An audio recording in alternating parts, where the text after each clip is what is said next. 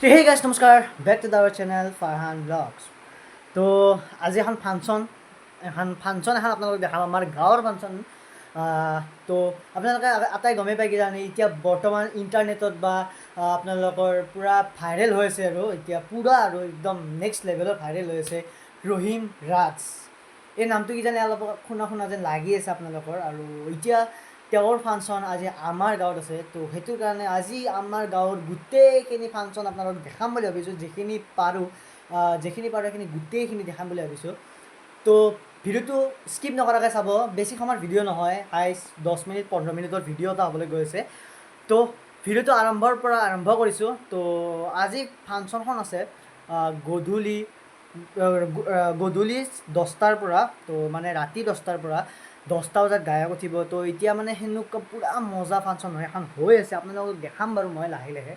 তো প্ৰথমতেতো মই চাব পাৰে ড্ৰেছ পাতি একো কৰা নাই, চাব পাৰে কিন্তু ড্ৰেছ চেছ কৰি ল'ব লাগিব বঢ়িয়া চাই। আৰু পূৰা যাম, পূৰা ফাংচন দেখাম আপোনালোকক, যিখিনি পাৰোঁ সেইখিনি গোটেইখিনি দেখাম।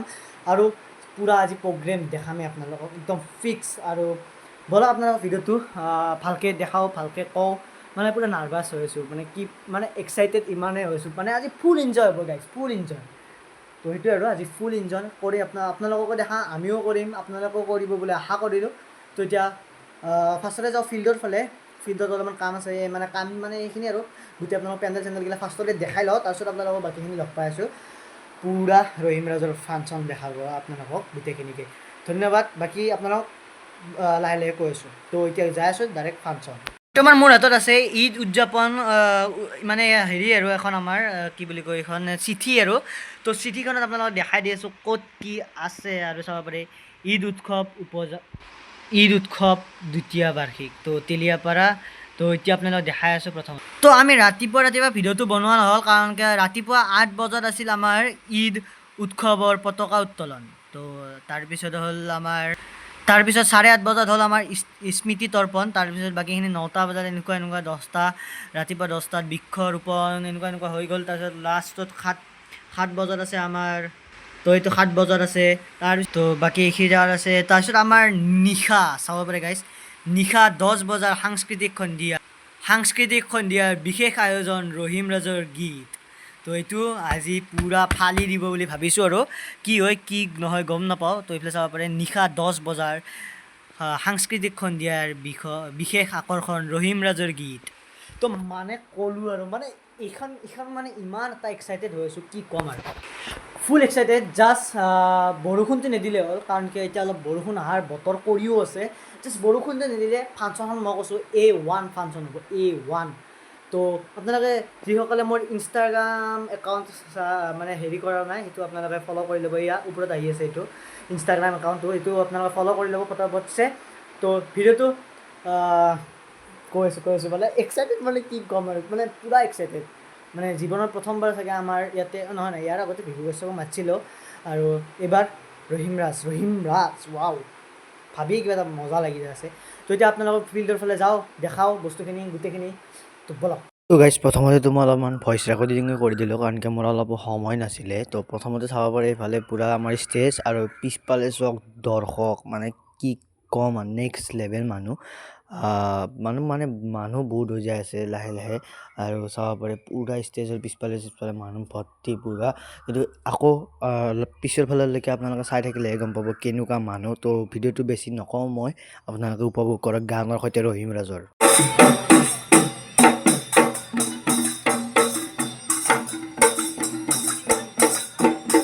তো এতিয়া আপোনালোকে যোনবিলাক মানুহ দেখি আছে, এইটো আমাৰ মঞ্চ উদ্বোধনী, ফিতা কাটা। তো এয়া চাব পাৰে আমাৰ MLA ছাৰে ফিতা কাটি দিলে পূৰা মঞ্চৰ। আৰু চবফালে হাল্লা হাল্লা হাল্লা, মাথো এটাই নাম ৰহিম ৰাজ। তো সেই আৰু গোটেইখিনি আপোনালোক আজি দেখাবলৈ চেষ্টা কৰিম বুলি ভাবিছিলোঁ, কিন্তু সময় নহ'ল মোৰ তাত। তো সেইখিনি এতিয়া দেখাই আছোঁ আপোনালোকৰ ৰহিম ৰাজৰ প্ৰগ্ৰেম। নমস্কাৰ।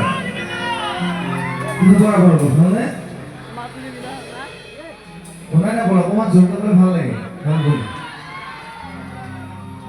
প্ৰথমতে সকলোকে তেলেপৰা উদ্যানৰ যুৱ সংঘৰ আয়োজন কৰা আয়োজন কৰা বহুত শুভেচ্ছা জ্ঞাপন কৰিছোঁ। আৰু তেওঁৰ যোনটো এণ্ট্ৰি আছিল সেইটো বহুত ধুনীয়া আছিল। তাৰপিছত আমাৰ নাম চামবিলাক ক'লে আৰু বাকীখিনি আপোনালোকক দেখাই আছোঁ। তো প্ৰথমতে তেওঁৰ এটা গীত ধুনীয়া আছে, আমি শুনি লওঁ ৰহিম ৰাজৰ কণ্ঠ, অৰ্থাৎ মানে কি ক'ম আৰু ভাষা নাই।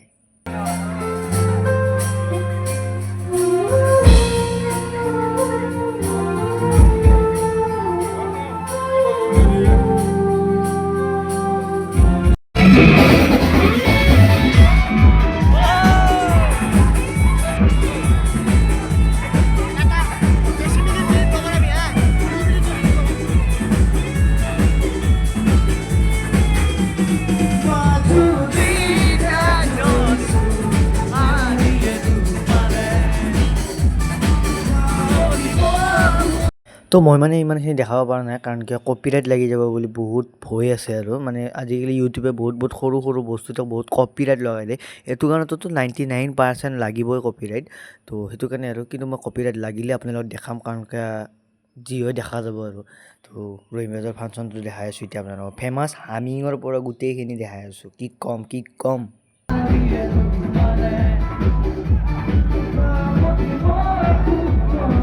তো প্ৰথমতেতো আপোনালোকে মানুহ চাওক, মানে কি ক'ম আৰু, মানুহ মানে একদম ৰাস্তালৈকে ভৰ্তি হৈ গৈছে। আৰু তাতে মানে এই চাব পাৰে, এই মানুহ কাষত আছে এইবিলাক, তো এইবিলাক মানুহ মানে কৈ আছে ষ্টেজৰ পৰা নামক।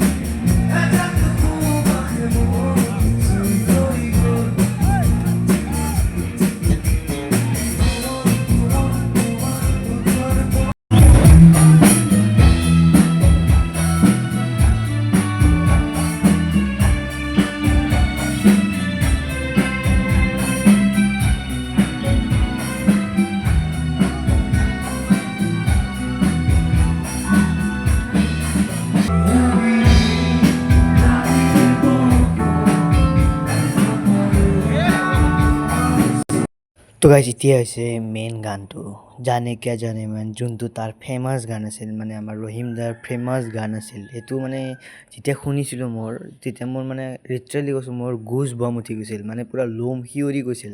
তো আপোনালোকক শুনাই আছোঁ পূৰা ফেমাছ হামি।